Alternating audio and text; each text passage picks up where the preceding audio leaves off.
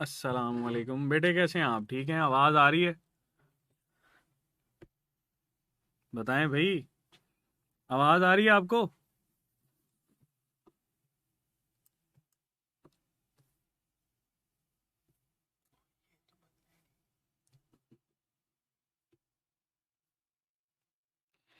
Okay, चलो।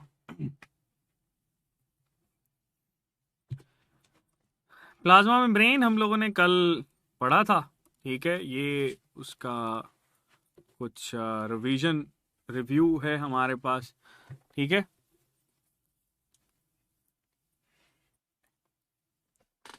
ठीक है जी। चलें, प्लाज्मा मेम्ब्रेन के हवाले से कोई क्वेश्चन है तो वो मुझे बता दें, अदरवाइज हम लोग जो है वो आगे चलेंगे और इसको आगे डिस्कस करेंगे। ठीक है जी, चलें।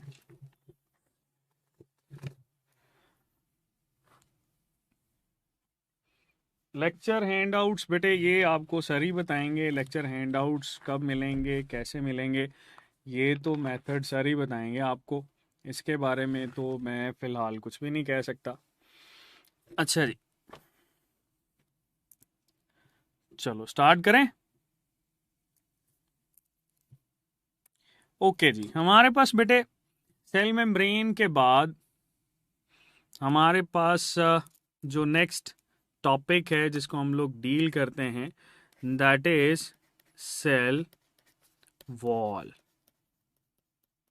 ठीक है, ये स्टूडेंट हमारे पास सेल वॉल कहलाती है। अच्छा, सेल वॉल जो है, इसके बारे में आपके पास ये क्वेश्चन आता है कि सेल वॉल किस सेल के पास प्रेजेंट होती है, किसके पास एब्सेंट होती है।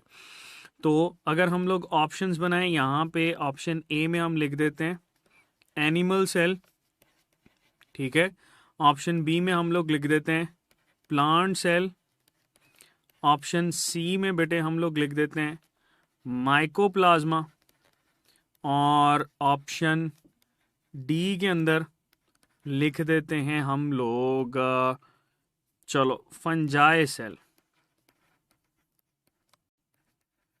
ठीक है जी, ऑप्शन ई के अंदर लिख देते हैं ए एंड सी बोथ। ठीक है,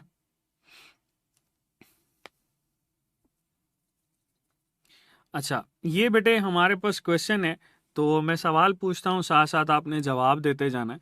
मुझे बताओ, इनमें से कौन से ऐसे सेल हैं जिनके पास सेल वॉल नहीं होती? Which one of the following does not have cell wall? किसके पास सेल वॉल नहीं होती? बेटे लास्ट पे क्वेश्चन करते हैं, ठीक है? जो भी आपके क्वेश्चंस हैं इनको लास्ट पे डील करते हैं। पहले हम लोग जरा इसको डिस्कस कर लें। ठीक है, चलो देखो हमारे पास बेटे क्वेश्चन क्या है कि सेल वॉल किसके पास नहीं होती। तो अगर आप देखो तो हमारे पास बेटे ये जो एनिमल सेल होता है इसके पास भी सेल वॉल नहीं होती, that is not having cell wall. कोई सेल वॉल नहीं है। प्लांट सेल के पास सेल वॉल होती है, और ये सेल वॉल किस चीज की बनी होती है? सेल्यूलोज की बनी होती है। ठीक है, फिर माइकोप्लाज्मा की बात करें, माइकोप्लाज्मा हम लोगों ने पढ़ा था, दैट इज अ बैक्टीरिया। ये एक ऐसा बैक्टीरिया है विच लैक्स सेल वॉल। तो ये हमारे पास सेल वॉल को लैग कर रहा होता है। फिर फंजाई की बात करें तो फंजाई बेटे हमारे पास ऐसा है जिसके पास सेल वॉल होती है, and that is composed of chiton. ठीक है, तो सवाल था किसके पास सेल वॉल नहीं होती, तो आंसर आपके पास होगा ऑप्शन ई। ए एंड सी दोनों के पास ही बेटे सेल वॉल मौजूद नहीं होती। ठीक है, अच्छा अब प्लांट सेल में हम लोग ये डिस्कस करते हैं किस चीज की बनी होती है, that is composed of cellulose. ठीक है, और इस सेलुलोज के अंदर फिर हम लोग डिस्कस करते हैं कि प्राइमरी सेल वॉल की कॉम्पोजिशन क्या होती है। ठीक है, सेकेंडरी सेल वॉल की कॉम्पोजिशन क्या होती है, ये हम लोग आगे डिस्कस करेंगे। ठीक है, अच्छा एक और सेल लिखते हैं, that cell is refer to as bacterial cell. ठीक है, एक हमारे पास बैक्टीरियल सेल है,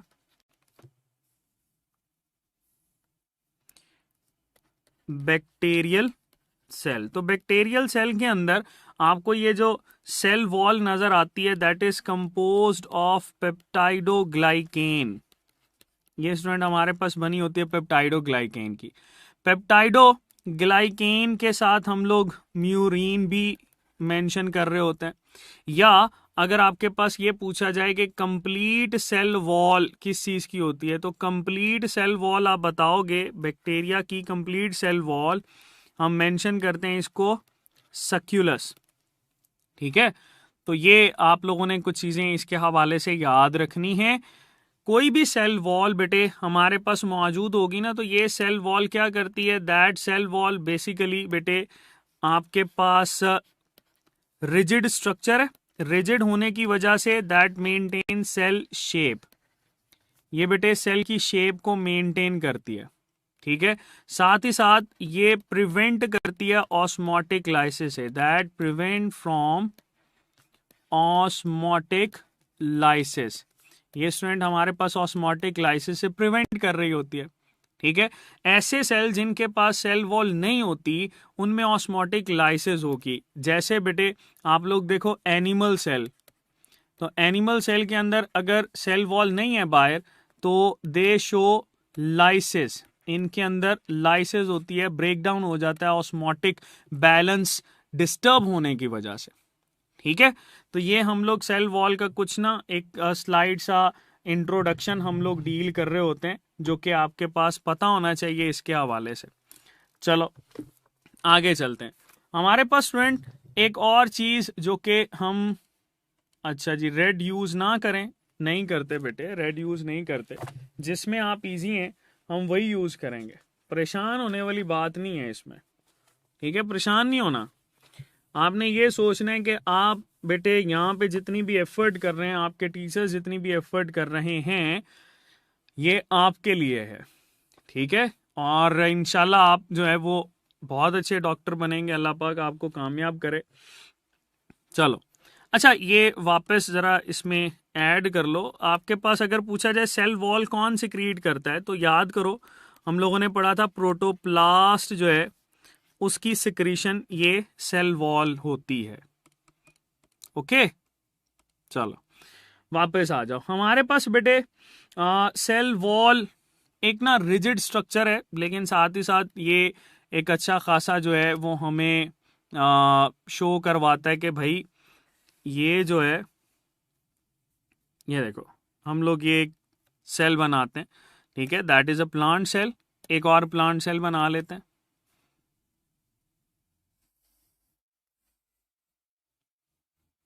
that is another plant cell. ठीक है, दो प्लांट सेल हम लोगों ने बना लिए। आपको पता है कि प्लांट सेल के अंदर बेटे हमारे पास ये जो प्लांट सेल है इसके अंदर हमें नजर आती है प्लाज्मा मेम्ब्रेन। ठीक है, ये प्लाज्मा मेम्ब्रेन बना लेते हैं।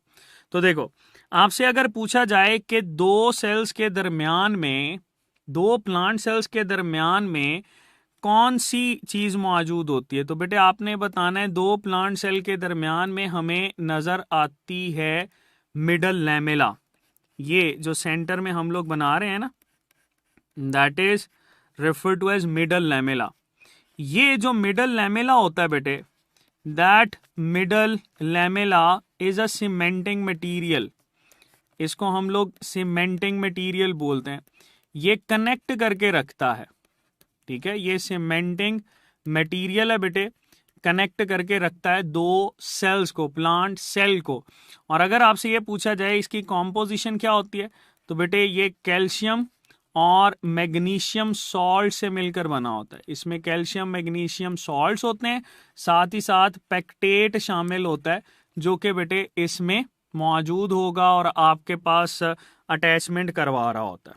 ओके, चलो अगर आपसे ये सवाल आए कि हमारे पास दो प्लांट सेल्स के दरमियान में आपको प्राइमरी स्ट्रक्चर कौन सा नजर आता है, तो आप क्या बताओगे? आप बताओगे बेटे दैट इज, बताओ कौन सा होगा?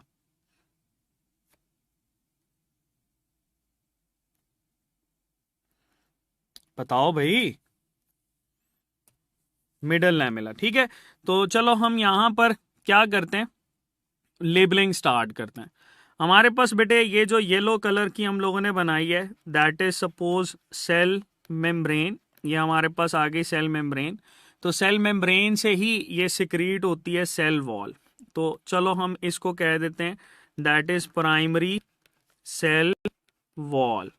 ये जो प्राइमरी सेल वॉल होती है, अगर आपसे इसकी कॉम्पोजिशन पूछा जाए तो कॉम्पोजिशन क्या होती है बेटे, इसकी कॉम्पोजिशन में आपने बताना है सेल्यूलोज मौजूद होता है, इसकी कॉम्पोजिशन में हेमी सेल्यूलोज मौजूद होता है, और इसकी कॉम्पोजिशन में पैक्टिन भी मौजूद होता है। क्या आप में से कोई बता सकता है पैक्टिन जो होता है ये कौन से फ्रूट के अंदर सबसे ज़्यादा होता है? चलो मैं ये बता देता हूँ कि पैक्टिन अगर आप खाते हो तो पैक्टिन की वजह से ना आपकी बॉडी के अंदर वाटर एब्जॉर्ब ज़्यादा होना शुरू हो जाता है, फीकल मटेरियल पे इफेक्ट करता है। बताओ बताओ कौन सा ऐसा फ्रूट है जिसमें पैक्टिन ज़्यादा होता है?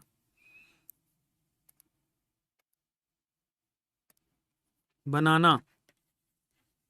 याद रखना, बनाना जो होता है इसमें बेटे हमारे पास पेक्टिन ज़्यादा होता है, और इसीलिए आप जो है अगर किसी इंडिविजुअल को फीकल मटेरियल को वाटरी फ्लूइड लाइक रिलीज हो रहा है तो उसमें आप बनाना की इनटेक उसको ज़्यादा करवाते हो। ठीक है। अच्छा, यहाँ पर सेलुलोज को भी थोड़ा सा सुन लें कि ये जो सेलुलोज के मॉलिक्यूल्स होते हैं ना, they are found in criss cross manner. ये सपोज हमारे पास हम इस तरह से इसको मेंशन करते हैं, ये क्रिस क्रॉस मैनर्स कहलाते हैं। That is Chris cross manner. इस क्रिस क्रॉस मैनर की वजह से ना इसकी स्ट्रेंथ बढ़ जाती है। ये क्रिस क्रॉस मैनर बेटे इसकी स्ट्रेंथ को इंक्रीज करता है। ओके, चलो एक आगे चलते हैं। सेकेंडरी सेल वॉल जो होती है बेटे, ये भी आपके पास ये सिक्रीट कर रही होती है कौन? Plasma membrane. ये देखो हम इसको प्लाज्मा मेम्ब्रेन के साथ हमने यहाँ पर ड्रॉ किया है, और ये प्राइमरी सेल वॉल के ना नीचे होती है, that is beneath primary cell wall. तो ये हम लोगों ने यहाँ पर ऐड कर दी है ग्रीन कलर की।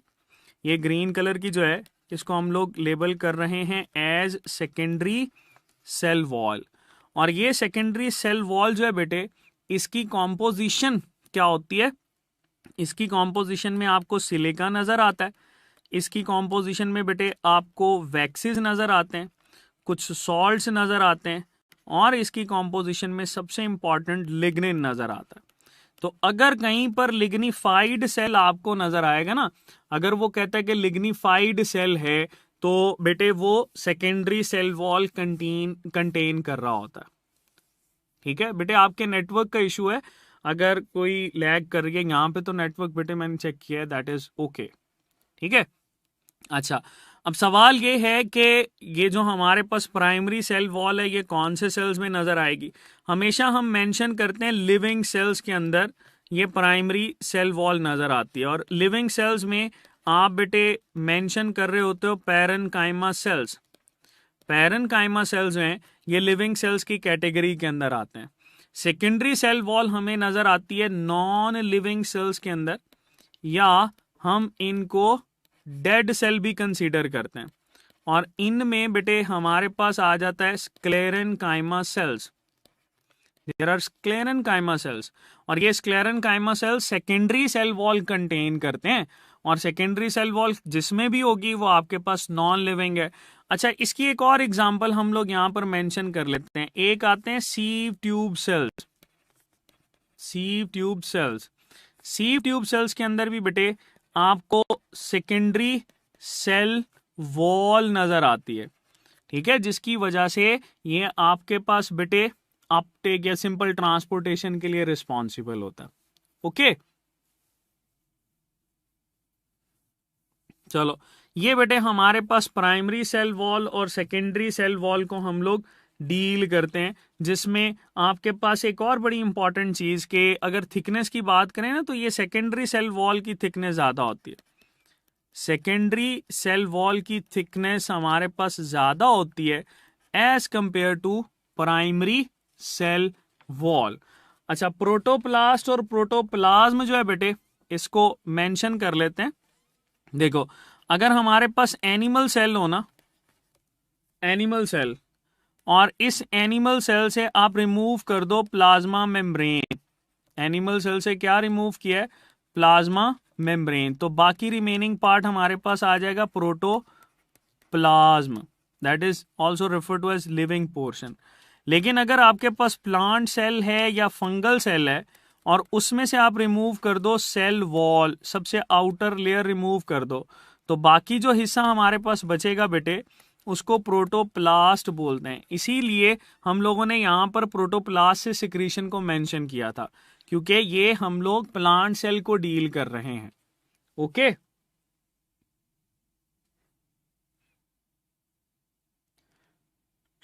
चलो आगे चलते हैं। हमारे पास इस सेल वॉल के फंक्शंस को डील करते हैं कि ये फंक्शंस क्या परफॉर्म करता है, बिकॉज मोस्टली किसी भी ऑर्गेनेली, किसी भी स्ट्रक्चर के ना फंक्शन से आपके पास क्वेश्चन आ रहे होते हैं। तो सबसे पहला फंक्शन जो है वो तो बेटे इसमें हम लोग ये ऐड करते हैं कि ये डेफिनेट शेप डिसाइड करती है, definite shape of cell decide करती है। किसी भी सेल की अगर शेप है तो वो किस वजह से है बेटे? वो आपके पास इस सेल वॉल की वजह से होती है। दूसरा function, that prevent from osmotic lysis, ये हमारे पास ऑस्मोटिक लाइसिस से बचाती है। ठीक है। तीसरा आप लोगों ने इसमें ऐड रखना है कि इसमें ना कुछ पिट्स मौजूद होते हैं जिनको सेल पिट्स भी बोलते हैं, या आप लोग इसमें कनेक्शंस को ऐड करते हो, या इसकी जगह पे आप लोग ऐड करते हो plasmodesmata.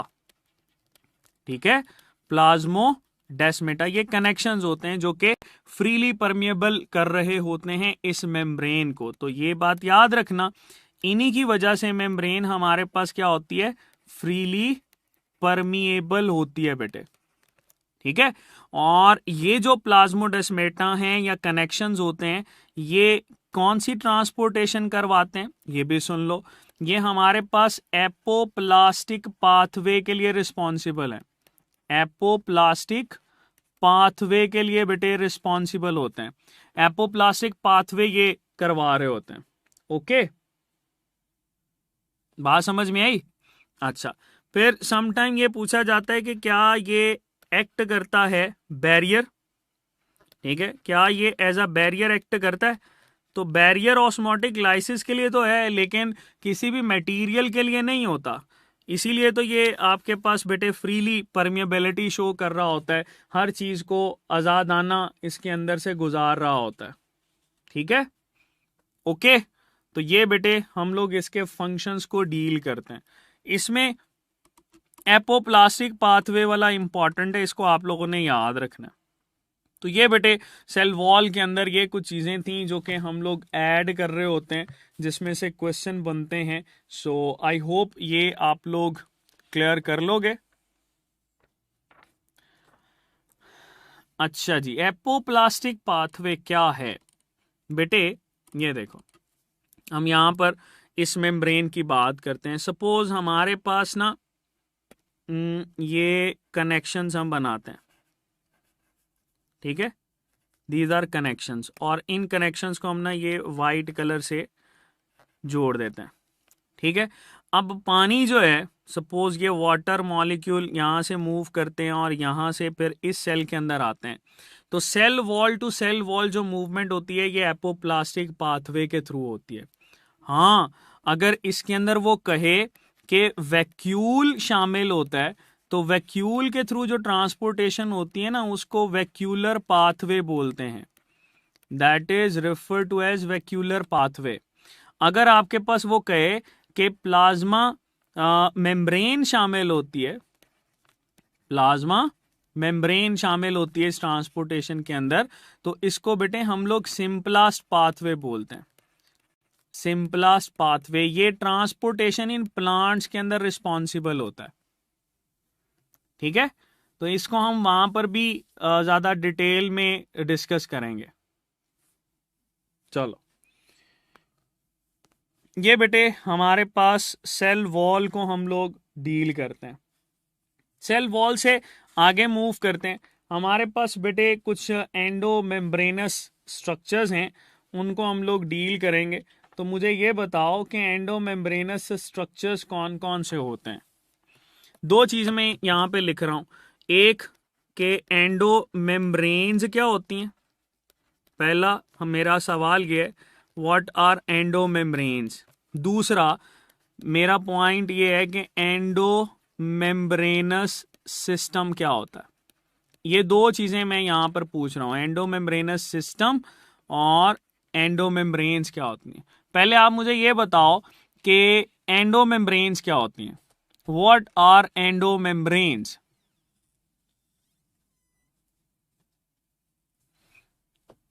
What are endo membranes. Endo membranes क्या होती हैं। एंडो मेम्ब्रेन्स क्या होती हैं बेटे, बताओ जल्दी से।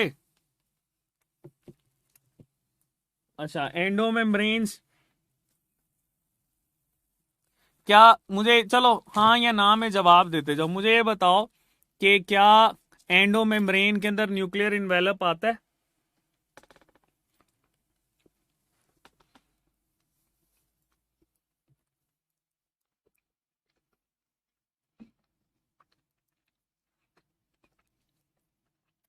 चलो देखते हैं।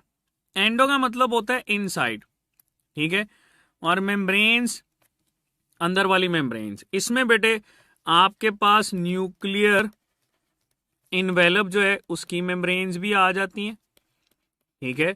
इसमें आपके पास माइटोकॉन्ड्रिया की मेम्ब्रेन भी आ जाती हैं।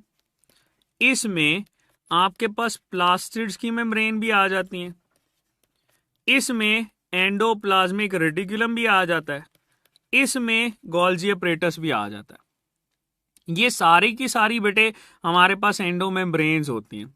लेकिन जब भी हम लोग एंडो मेम्ब्रेनस सिस्टम को डील करते हैं तो इस एंडो मेम्ब्रेनस सिस्टम में हमारे पास आ जाता है एंडोप्लाज्मिक रेटिकुलम और गोल्जी अपरेटस, ठीक है।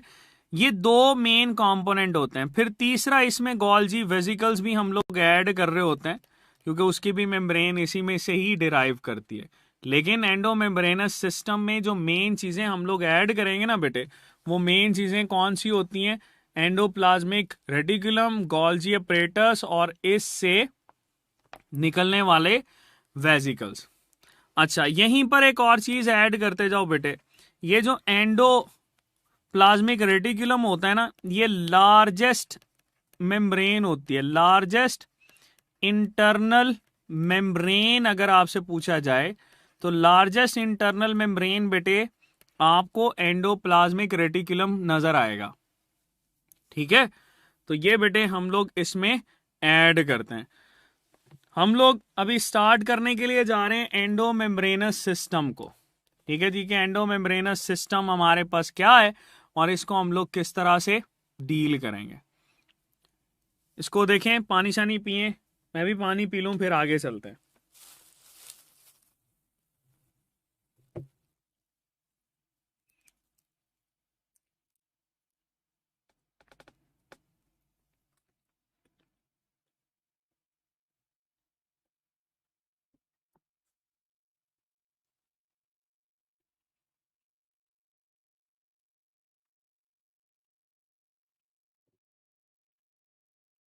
जी, पानी पी लिया।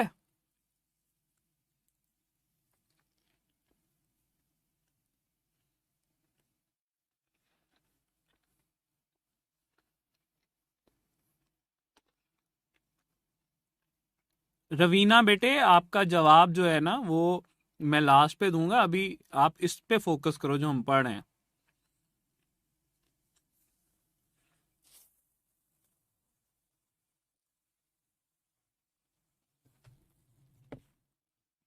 ठीक है, परेशान नहीं होना, आपको लास्ट पे मैं जवाब देता हूं इसका।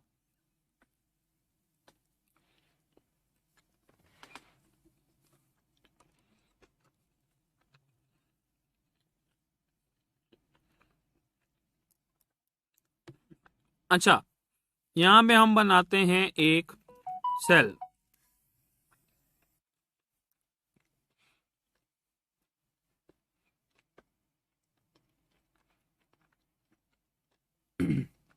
इरफान बेटे, मैंने बताया है इसमें डिफरेंस क्या होता है। जो हमारे पास एंडो मेम्ब्रेन्स होती हैं वो सारी की सारी मेम्ब्रेन्स ऑफ सेल हैं, ठीक है। और हमारे पास जो एंडो मेम्ब्रेनस सिस्टम होता है उसमें एंडोप्लाज्मिक रेटिकुलम और गोल्जी अपरेटस और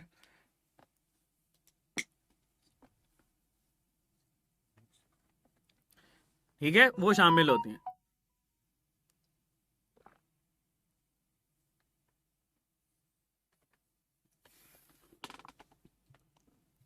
चलो आगे चलते हैं हम लोग।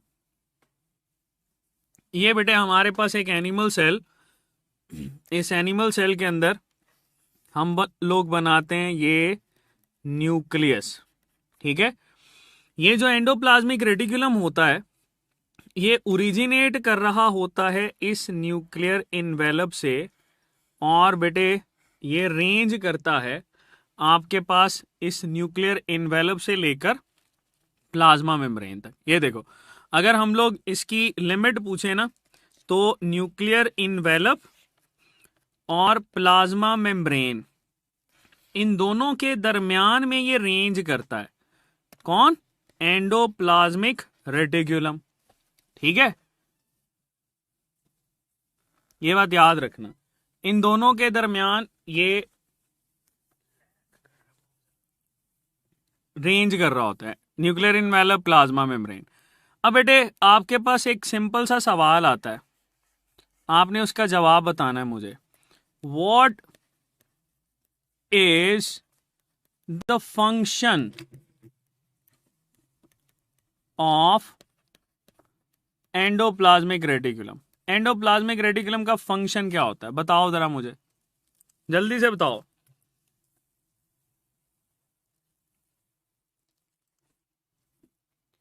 बताओ एंडोप्लाज्मिक रेटिकुलम का फंक्शन क्या होगा?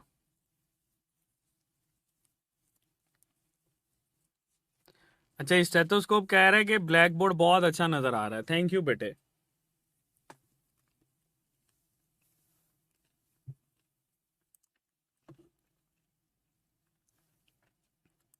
बताओ, चुप क्यों हो गए हो सारे?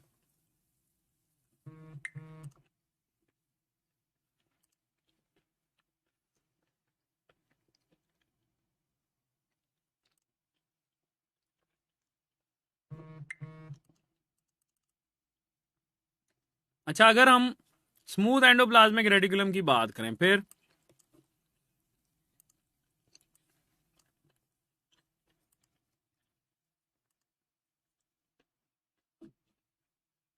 स्मूथ भी सपोर्ट करेगा?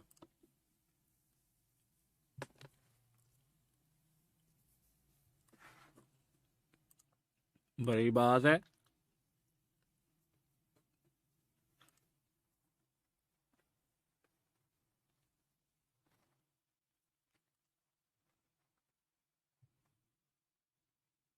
तो रफ एंडोप्लाज्मिक रेटिकुलम फिर क्या करेगा?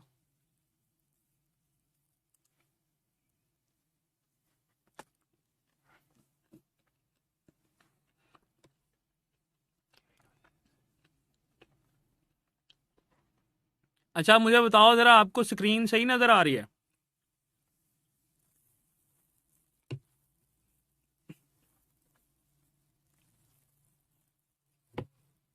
बताओ स्क्रीन सही नजर आ रही है? इंटरनेट ठीक है अब?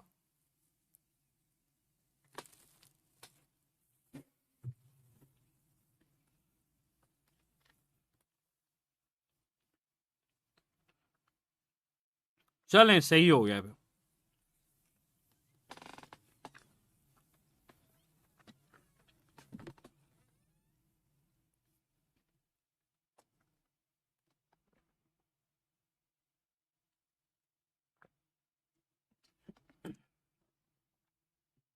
एक मिनट बस मुझे दीजिएगा, मैं जरा इस नेटवर्क को सही कर लूं।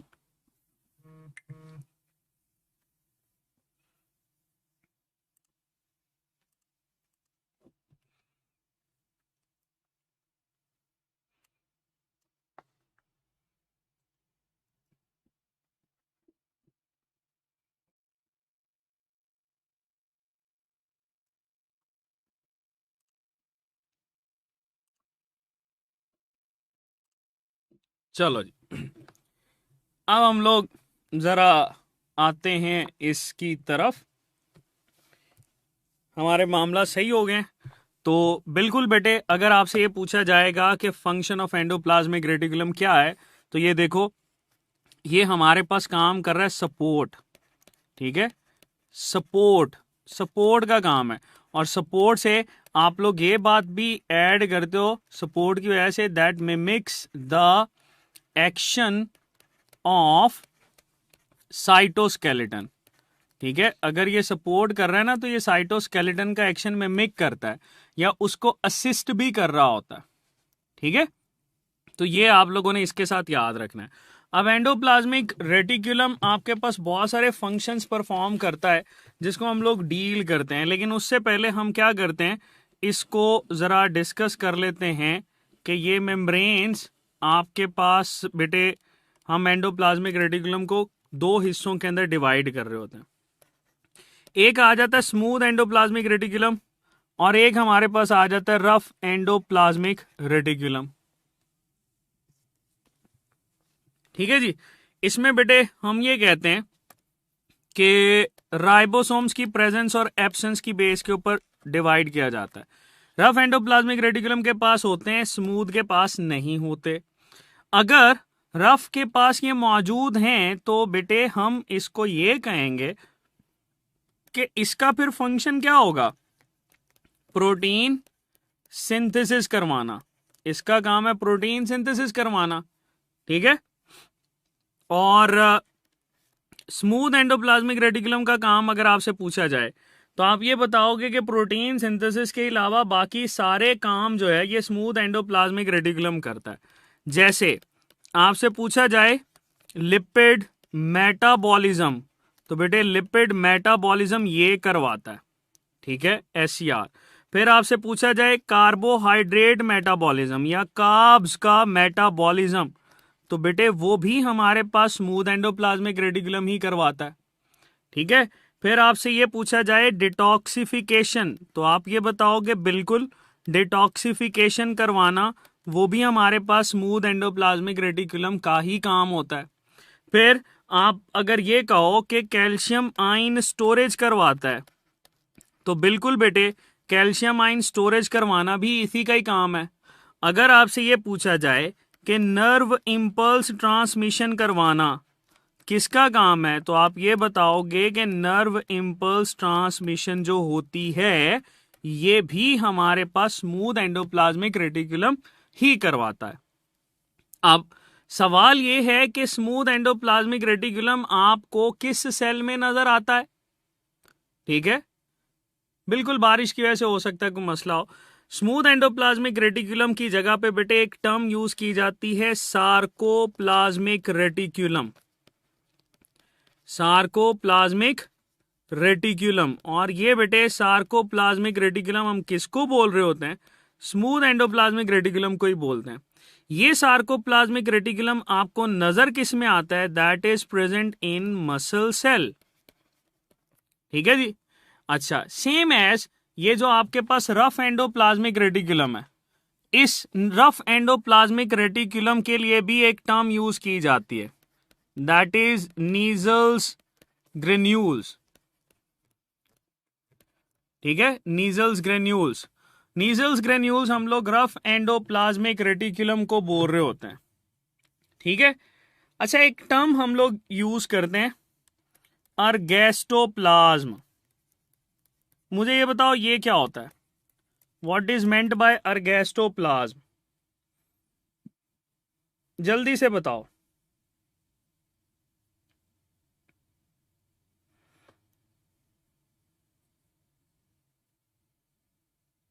हाँ, अर्गेस्टोप्लाज्म बेटे हम लोग बोलते हैं रफ एंडोप्लाज्मिक रेटिकुलम को। ठीक है, ये इसी का ही दूसरा नाम है, इसको ग्रेन्युलर एंडोप्लाज्मिक रेटिकुलम भी बोलते हैं। तो ये टर्म और ये टर्म आप लोगों ने याद रखनी है किसके साथ बेटे, रफ एंडोप्लाज्मिक रेटिकुलम के साथ। ओके, तो ये आप लोगों ने इसके साथ याद रखना है।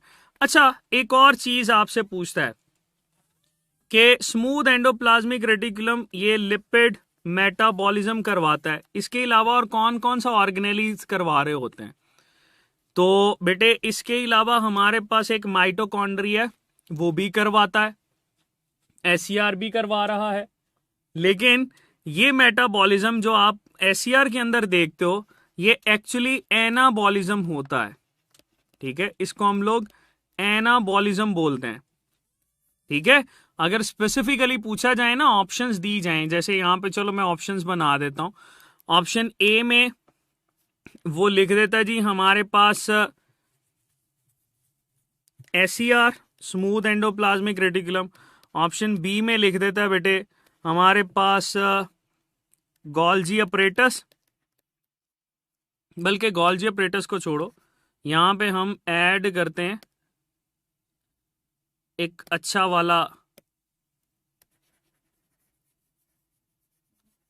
एमसीक्यूज। चलो अगर हम यहां पर ऐड कर दें बेटे क्लोरोप्लास्ट, तो क्लोरोप्लास्ट जो है ये भी हमारे पास लिपिड मेटाबॉलिज्म करवाता है।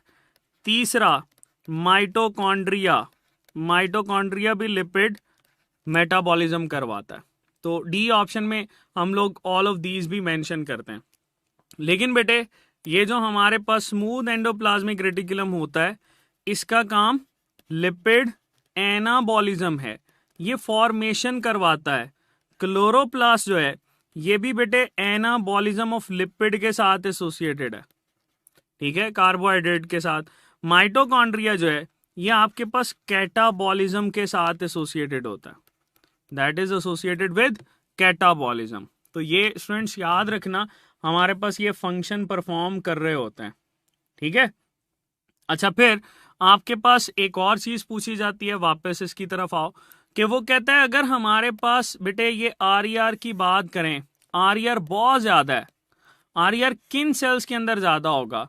ये बेटे उन सेल्स के अंदर ज्यादा होगा जिन सेल की सिक्रीशन जो है वो प्रोटीन होगी। जो प्रोटीन सिक्रीशन करते हैं ना, उनके अंदर आपको आर के नंबर ज्यादा नजर आएंगे। और वो वाले सेल बेटे जिनमें एससीआर ज्यादा होगा, उनकी सिक्रीशन हमारे पास क्या होगी? लिपिड होगी। लिपॉइड इन नेचर ये हमारे पास होंगे, लिपिड सिक्रीशन रखेंगे। ठीक है, तो इसके साथ ना कुछ डिराइव्ड क्वेश्चंस आते हैं। जैसे अगर हम लोग देखें तो एमसीक्यूज की फॉर्म में देखते हैं। ऑप्शन ए हम बनाते हैं, दैट इज बाई टेस्टिस। ठीक है, ऑप्शन बी बना लेते हैं ओवरीज। ऑप्शन सी बना लेते हैं बीटा सेल्स। ऑप्शन डी बना लेते हैं दैट इज बेटे ब्रेन। ठीक है, तो मुझे ये बताओ, सवाल ये है which one of the following has R enriched cells? R enriched cells किस में नजर आएंगे बताओ?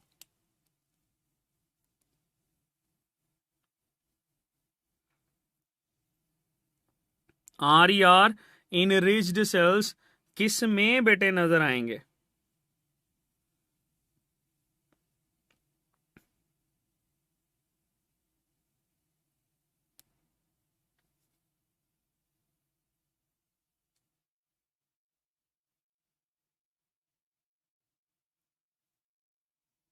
हाँ जी, आर इनरिच्ड सेल्स बेटे देखो बिल्कुल सही कह रहे हैं आप। बीटा सेल्स की ना सिक्रीशन देखो, पहले बीटा सेल्स की सिक्रीशन हम लोग मेंशन कर रहे होते हैं इंसुलिन।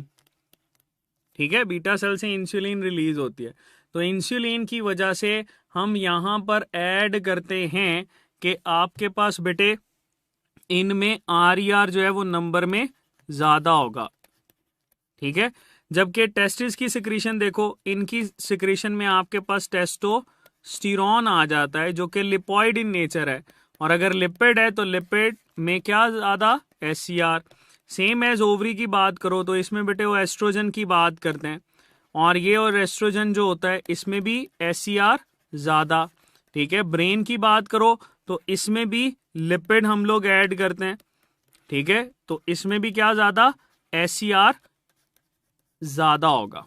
तो ये आप लोगों ने याद रखना है। ये इसके ऑपोजिट क्वेश्चन भी आ सकता है कि आपके पास SCR इनरिच्ड किस में होंगे, कौन सा ऐसा है जो कि आपके पास बेटे ये काम करवाएगा।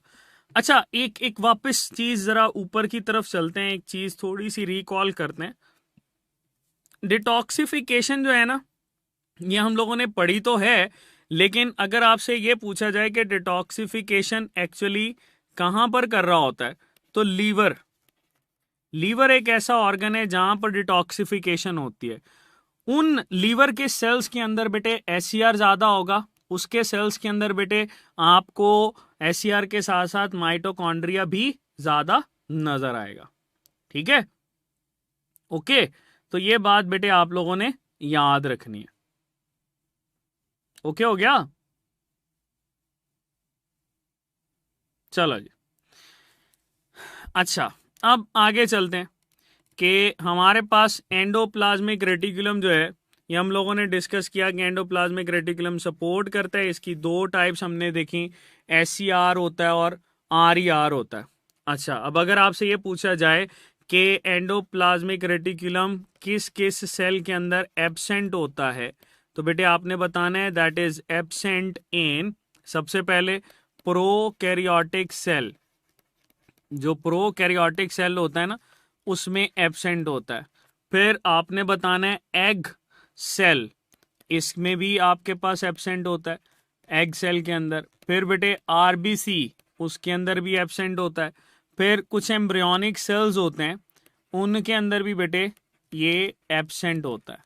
सो अगर आपसे ये पूछा जाए किस किस में एब्सेंट है, तो आप बेटे बताओगे प्रोकैरियोटिक सेल में, एग सेल में, RBC के अंदर और एम्ब्रियोनिक सेल में ये एब्सेंट होते हैं।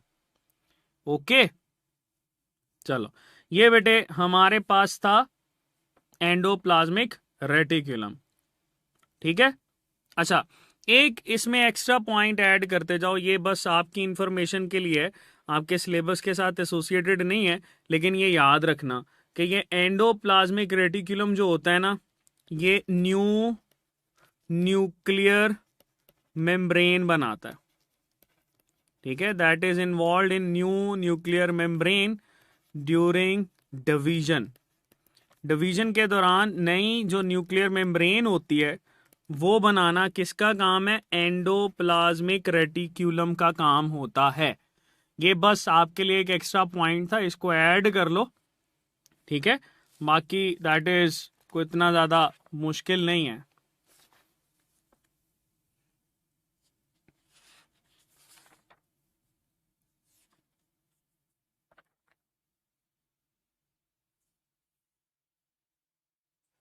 अच्छा, एक चीज मुझे बताओ कि जैसे मैंने आपको ये बताया कि हमारे पास सबसे ज्यादा जो सबसे ज्यादा जो इंटरनल मेम्ब्रेन होती है वो कौन सी होती है, दैट इज एंडोप्लाज्मिक रेटिकुलम। और एंडोप्लाज्मिक रेटिकुलम को ही हम लोग जब इसके यूनिट की बात करते हैं तो इसके यूनिट को हम लोग क्या बोल रहे होते हैं कि इसकी जो मेम्ब्रेन होती है दैट इज सिस्टर्ने, है ना।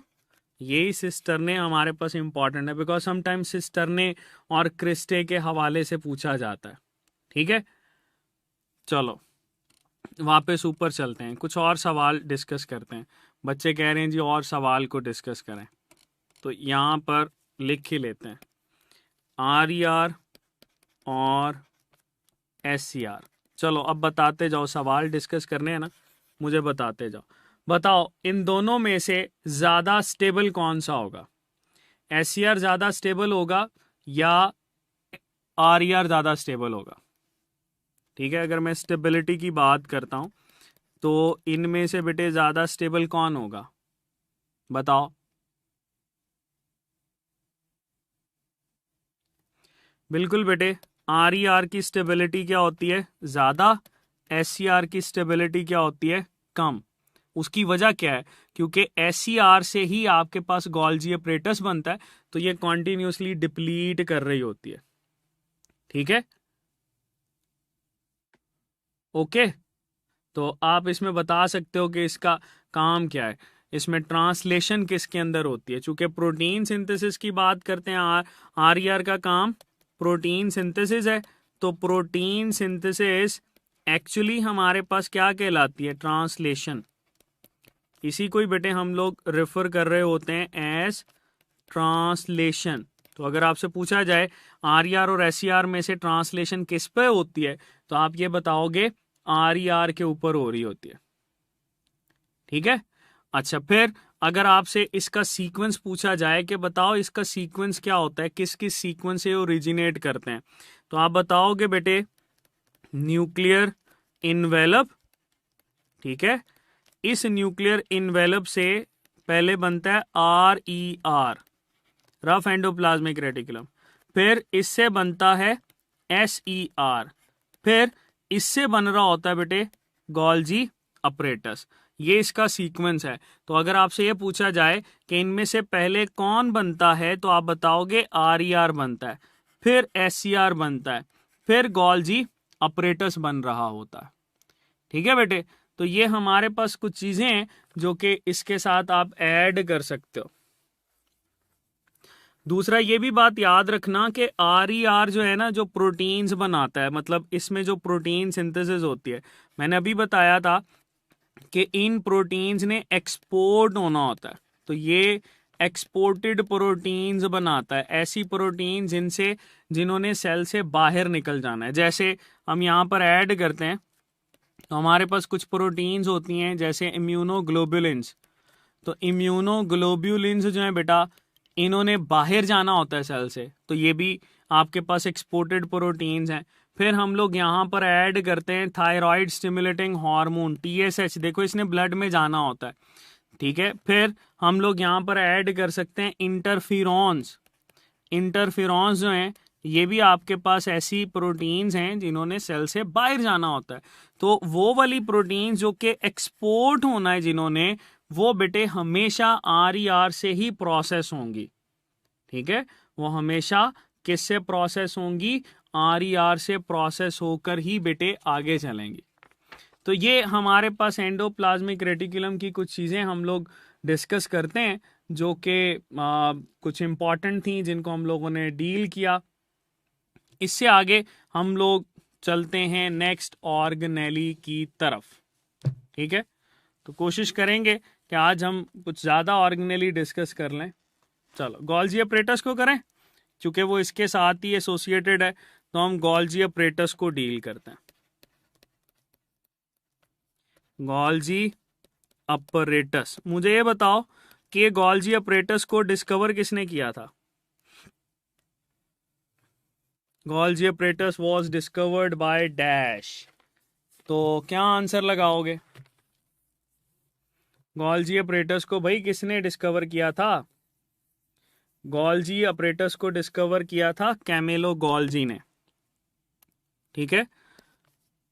इसमें कैमिलो गोल्जी हम लोग मेंशन करते हैं, और इसने 1898 के अंदर बेटे इसको डिस्कवर किया था। ठीक है। चलो, ये हमारे पास गोल्जी अपरेटस। गोल्जी अपरेटस में स्टैक को हम लोग डील करते हैं। Suppose that we have a stack over here, और बेटे that would be just like this।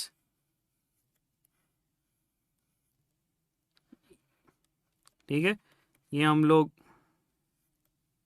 इस तरह से बना लेते हैं इसको।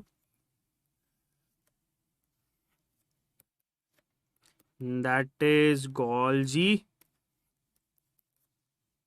ठीक है। चलो, अच्छा, इसमें हमारे पास ये जो एक स्ट्रक्चर नजर आता है, यानी ये वाला, ये किसी एक स्ट्रक्चर को हम लोग यहाँ पे साइड पे कर देते हैं। मैं ये कहता हूं कि ये एक स्ट्रक्चर है हमारे पास। ठीक है जी। ये जो एक स्ट्रक्चर है that will be refer to as Golgi body. ठीक है। ये हमारे पास बेटे कहलाती है गोल्जी बॉडी। ये गोल्जी बॉडी है एक जो हम लोग डील करते हैं। ठीक है। और इससे बेटे आगे अगर हम लोग चलें तो यहां से वेजिकल्स निकलते हैं, that will be refer to as Golgi vesicle. तो गोल्जी वेजिकल, गोल्जी बॉडी। ये जो सारा का सारा स्टैक हमें नजर आता है, ये सारा का सारा स्टैक बेटे that stack is refer to as Golgi apparatus. ठीक है, गोल्जी बॉडीज का जो स्टैक होता है ये हमारे पास कहलाता है गोल्जी अपरेटस। ठीक है, अच्छा, गोल्जी अपरेटस के साथ अगर आप लोग गोल्जी वेजिकल्स को ऐड कर देते हो तो गोल्जी अपरेटस और गोल्जी वेजिकल्स बेटे ये दोनों मिलकर हमारे पास बनाएंगे Golgi complex. They will form Golgi complex. तो ये तो पहले कुछ चीजें ऐड कर लो जो कि आपके लिए इंपॉर्टेंट हैं। ठीक है बेटे, साइक्लोसिस और स्ट्रीमिंग को हम डिस्कस करेंगे ना ये साइटोप्लाज्म के अंदर। अभी तो हम क्या डिस्कस कर रहे हैं, आप क्वेश्चन क्या पूछ रहे हैं? अगर इस तरह से होगा तो बेटे चीजें हमारी जो है ना वो आपस में मिक्स होती रहेंगी, हम चीजों को कवर नहीं कर पाएंगे। ठीक है, तो मेरा बेटा इसकी तरफ फोकस करो। ये जो हमारे पास मेम्ब्रेन होती है, इसकी भी मेम्ब्रेन बेटे हमारे पास सिस्टर्ने कहलाती है। क्यों सिस्टर्ने कहलाती है? बिकॉज ऊपर देखो हम लोगों ने पढ़ा था SCR से ही गोल्जी अपरेटस बनता है, तो SCR से ही गोल्जी अपरेटस बनता है, इसी वजह से इसकी मेम्ब्रेन भी वही होगी। ठीक है, अच्छा यहाँ पर ना ये जो गोल्जी अपरेटस का स्टैक होता है इसके साथ कुछ चीजें ऐड करते जाओ जो कि MCQs बन सकती हैं। इनको रेंज भी बोलते हैं ऑफ गोल्जी बॉडीज। ठीक है, that is range of Golgi bodies. चलो इसको याद रखना है आपने। हमारे पास अगर प्रोटिस्ट की बात करें तो बेटे प्रोटिस्ट के अंदर ना ये आपके पास हमेशा 1 यानी एक गोल्जी बॉडी होगी या एक से थोड़ी सी ज्यादा फ्यू। ठीक है, अगर हम लोग एनिमल्स की बात करें तो एनिमल्स के अंदर, एनिमल सेल के अंदर इसमें मिनिमम 20 या उससे ज्यादा गोल्जी बॉडीज हो सकती हैं। अगर बेटे हम लोग प्लांट सेल की बात करें, प्लांट सेल, तो प्लांट सेल में ये बहुत ही ज्यादा होती हैं, सेवरल 100 तक हो सकती हैं। ठीक है, तो ये बॉडी सबसे ज्यादा जो है गोल्जी अपरेटस का साइज आपको अगर हम लोग देखेंगे ना तो वो बेटे प्लांट के अंदर नजर आता है। ओके, चलो अब जरा इनके एंड्स को डिस्कस करते हैं। ये वाला एंड हमारे पास बेटे कहलाता है, इसको कन्वेक्स एंड भी हम लोग बोलते हैं, 2-3 नाम है। That is known as convex end. इसको बेटे सिस एंड भी बोलते हैं। यही हमारे पास फॉर्मिंग एंड भी कहलाता है और ये बेटे रिसीविंग एंड भी कहलाता है। That is also known as receiving end. इसके ऑपोजिट चलो अगर हम दूसरे एंड की बात करें जैसे ये वाला है तो ये बेटे हमारे पास कनकेव एंड कहलाता है। इसको हम लोग ट्रांस एंड भी बोलते हैं। ये बेटे हमारे पास मैच्योरेशन वाला एंड या मैच्योरिंग फेस भी कहलाता है और इसको हम लोग एग्जिट फेस भी बोल रहे होते हैं।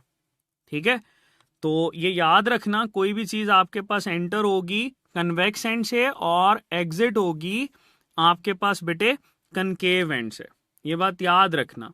अच्छा, सम टाइम इसके दरमियान भी आपको ना कुछ वेजिकल्स नजर आते हैं। ये वेजिकल्स आपके पास सैटेलाइट वेजिकल्स कहलाते हैं।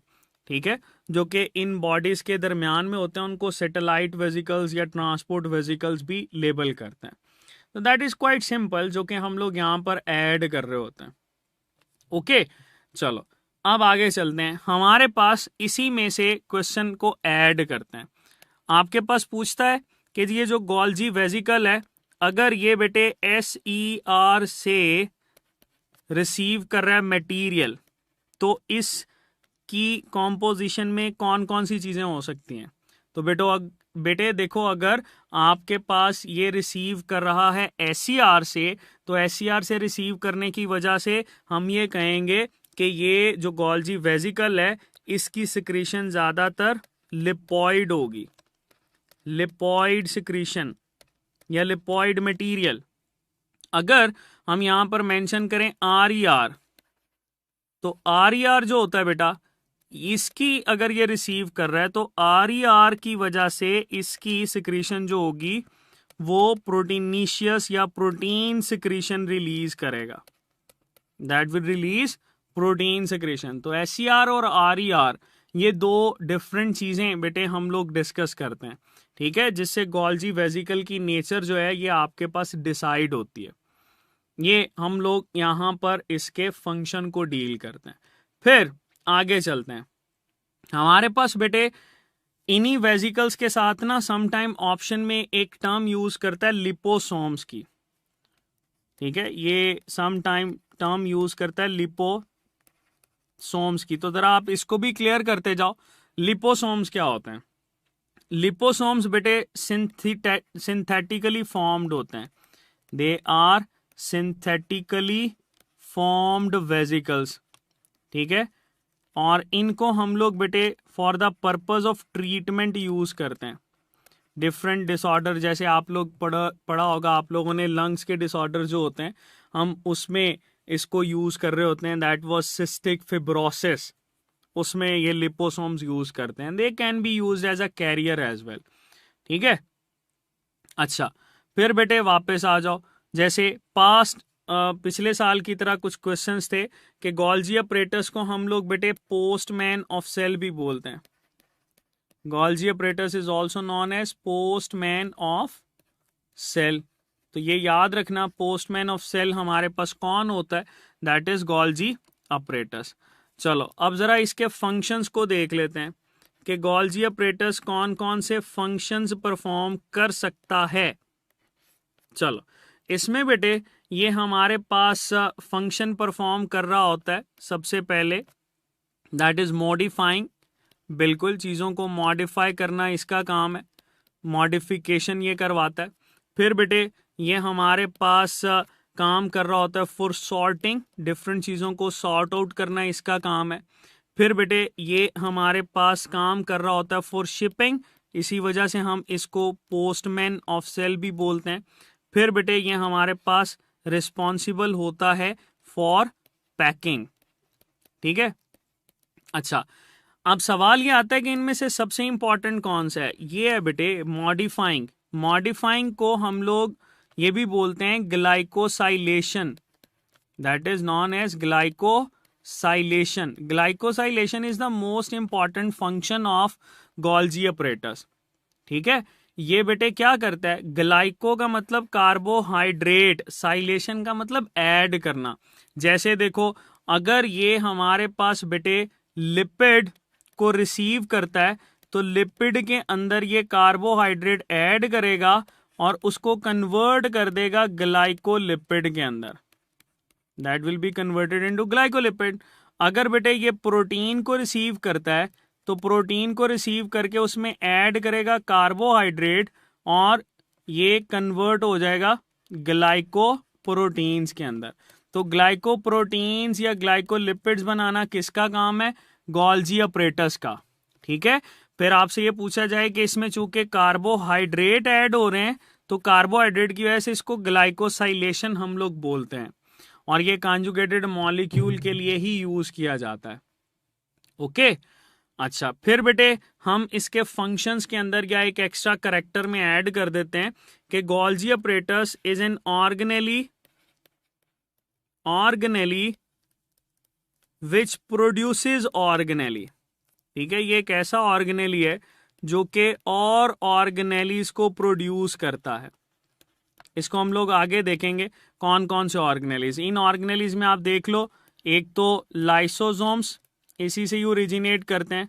पर ऑक्सीसोम्स, ऑर्गेनेलीज हम इनको लेबल कर रहे होते हैं, इसी से ही ओरिजिनेट होते हैं। फिर बेटे ग्लाइऑक्सीसोम्स, ये भी हमारे पास इसी से ही ओरिजिनेट हो रहे होते हैं, ठीक है। लाइसोसोम्स, पर ऑक्सीसोम, ग्लाइऑक्सीसोम, ये किस ऑर्गेनेली से बनते हैं, गोल्जी अपरेटस से बेटे ये बन रहे होते हैं, ठीक है, ओके। चलो फिर इनके कुछ और नाम, अभी कुछ बच्चे पूछ रहे थे कि गोल्जी अपरेटस के और नाम क्या होते हैं।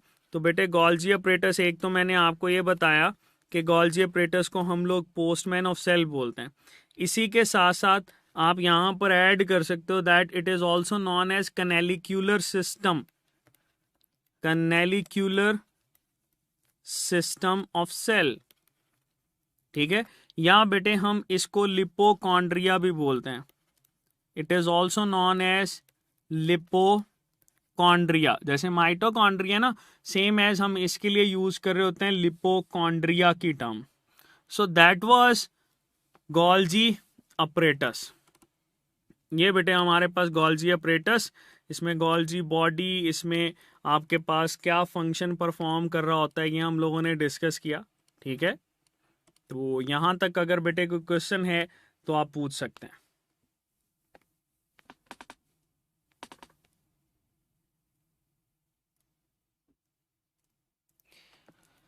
अच्छा, इस गोल्जी अपरेटस को ना एक चीज हमारे पास रह गई थी. इस गोल्जी अपरेटस को हम लोग बेटे डिक्टायोसोम भी बोलते हैं. That is also refer to as dictyosome. और ये डिक्टायोसोम किस में बोलते हैं? प्लांट सेल के अंदर. प्लांट सेल के अंदर हम इसको डिक्टायोसोम बोलते हैं. ठीक है,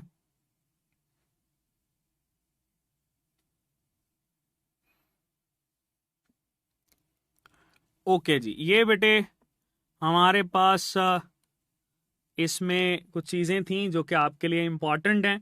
अब आगे चलते हैं हम लोग इस एक सिस्टर्ने को बनाते हैं. सपोज ये हमारे पास गोल्जी बॉडी है. ठीक है, दैट इज गोल्जी बॉडी. इस गोल्जी बॉडी से बेटे हम यहाँ पर मेंशन करते हैं जी 3 तरह के वेजिकल निकलते हैं. ये एक वेजिकल हमने यहाँ पर बना लिया. ठीक है, दूसरा वेजिकल बेटे हम बनाते हैं that is just like this. और तीसरा वेजिकल हम बना देते हैं that is just like this. ठीक है, ये 3 वेजिकल्स. मैंने बताया था कि एक ऐसा ऑर्गेनेली है जो कि कॉन्टिन्यूसली प्रोड्यूस होता रहता है और कॉन्टिन्यूसली डिप्लीट होता रहता है. ठीक है, तो इस वजह से हम यहाँ पर क्यों डिप्लीशन को डिस्कस करते हैं, क्योंकि ये आपके पास छोटे छोटे वेजिकल्स बनाता है. तो देखो बेटे, हमारे पास ये एक वेजिकल है, अगर उसकी कॉम्पोजिशन आपको पता हो तो आप बता सकते हो कि ये क्या है. तो एंजाइम की कॉम्पोजिशन बहुत ज़रूरी है बेटे. जैसे देखो, हम लोग ये कहते हैं कि एक हमारे पास होता है, जैसे ये है, इसको हम कह देते हैं लाइसोसोम. लाइसोसोम क्यों कहते हैं? क्योंकि बेटे इसकी जो एंजाइम्स है ना वो बहुत ज़रूरी हैं. इसके एंजाइम आप लोगों ने याद रखना है एपी हाइड्रोलिटिक. क्या याद रखना है? AP hydrolytic. एपी हाइड्रोलिटिक, इसमें एपी की जो टर्म होती है ना बेटे, that is used for acid phosphatase. ये हमारे पास एसिड फॉस्फेटेज के लिए यूज की जाती है. एसिड फॉस्फेटेज जो होता है बेटा, ये हमारे पास बहुत ही ज़्यादा पीएच को मेंटेन करता है एंड दैट इज अबाउट 5.6. ठीक है, एसिडिक पे. हाइड्रोलिटिक जो होते हैं, हाइड्रोलिटिक की नेचर की बात करें तो इसमें बहुत ज़्यादा कैटेगरीज आ जाती हैं, लेकिन हम बेटे मेनली इसमें प्रोटीएजेस को ऐड कर रहे होते हैं. इसमें बेटे हम लोग एमाइलेजेस को ऐड कर रहे होते हैं. इसमें बेटे हम लोग न्यूक्लिएजेस को ऐड कर रहे होते हैं. ठीक है, और इसमें हम लोग ऐड कर रहे होते हैं लाइपेजेस को. इनके अच्छे खासे नंबर्स होते हैं. तो वो वाले एंजाइम जो कि हाइड्रोलिटिक एक्टिविटी परफॉर्म करते हैं और ये बेटे एसिड फॉस्फेटेज रखते हैं, इसको हम लोग बोलते हैं लाइसोसोम. ठीक है, that is refer to as lysosome. अच्छा, फिर हम लोग चलते हैं इसमें पर ऑक्सीसोम्स की तरफ. पर ऑक्सीसोम्स जो है बेटा, ये हमारे पास एक ऐसे स्ट्रक्चर्स हैं जिसमें आप जब इसके एंजाइम्स को डील करते हो ना, तो इसमें एंजाइम्स होते हैं दैट इज पीजीसी. मुझे बताओ आप में से पंजाब ग्रुप ऑफ कॉलेजेस का कौन कौन बचा है? PGC, Punjab group of colleges. है कोई यहाँ पे को बच्चा जो पीजीसी से पढ़ा हो?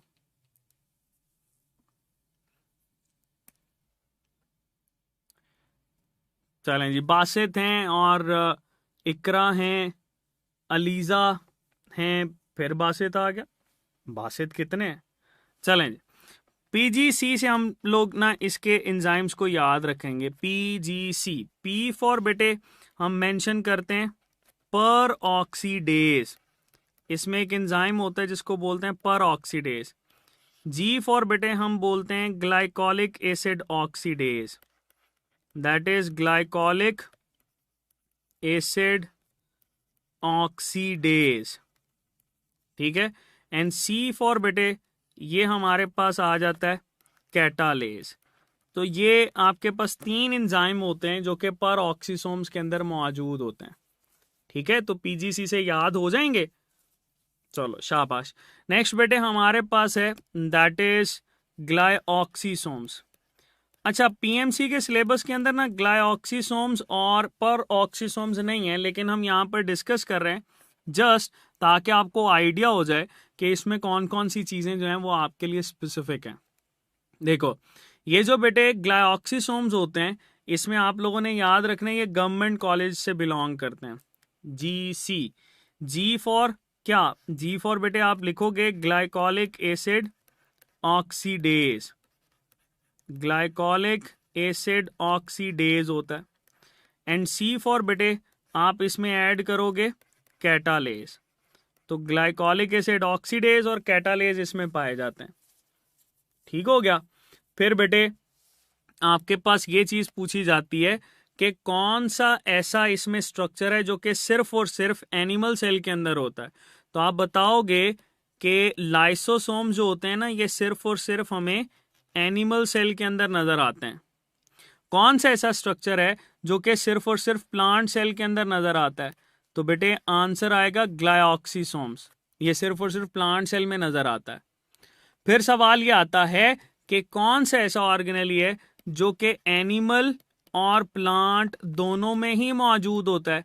तो आप बताओगे पर ऑक्सीसोम, ये एनिमल सेल में भी मौजूद होता है और बेटे ये प्लांट सेल के अंदर भी मौजूद होता है, ठीक है जी।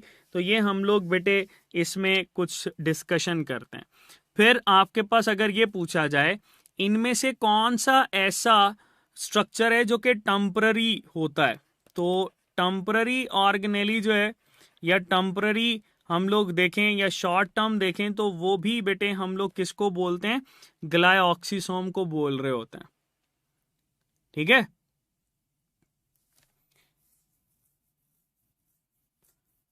ये बेटे आप लोगों ने याद रखना है, ये हमारे पास एनिमल, प्लांट और किस किस के अंदर मौजूद होता है इसको हम लोग डील करते हैं।